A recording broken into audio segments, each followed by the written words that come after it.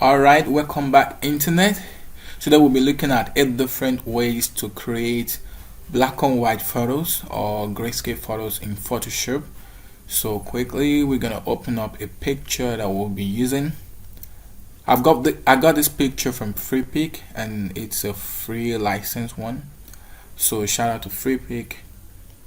So first of all, the first one we're going to do is we create a new layer, fill it with black, put it below the picture, and now we select a blend mode of luminosity. So that's the first one,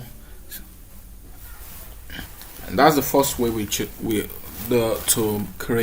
quickly create a black and white or grayscale picture. The next step, or the next one we're showing, is we go to hue and saturation and bring down the saturation completely, and that will also give us a grayscale.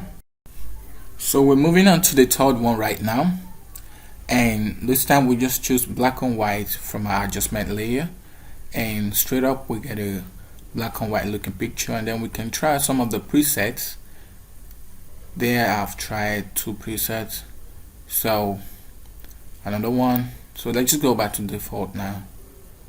Alright, so in this next one we'll go to channel mixer. We use channel mixer, and then we select from the preset black and white. So a couple we can select. Notice how we have that monochrome checked and the output is gray. So that's another way to create grayscale effect in Photoshop. Next one, we go to gradient map and just leave the gradients as black and white, the default. That's the gradient between our foreground color and our background color down there, and then that also gives us black and white. The next one,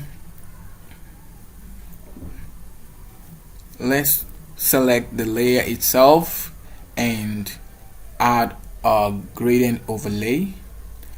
Let's pick from blacks or gray. Let's just make the gradient black and choose a blend mode of saturation, and that would also give us black and white there. Okay, so moving on, so let's just hide that effect so we can show the next one. So far we have showed using gradient map and all. So right now let's use this one, threshold. This is not really black and white per se, but it's just a way to get this kind of effect, and I've chosen to add it in there even though it's not exactly black and white. The next one I want to use will be from filter gallery, and I've opted not to make that layer. I've not opted not to convert it to smart object because I'm losing that layer style on it. So here we are in filter gallery, and we're going to select that chalk and charcoal. Now this is not really a grayscale effect also, but imagine we didn't have the picture was, imagine we cropped it out, we didn't have that white layer of background in the picture, then that's gonna still pass for a grayscale effect. And now I'm just going to run through everything once again. The first one, using luminosity and then black, blending into a black layer. The second one is through hue and saturation, just a quick recap we're doing right now.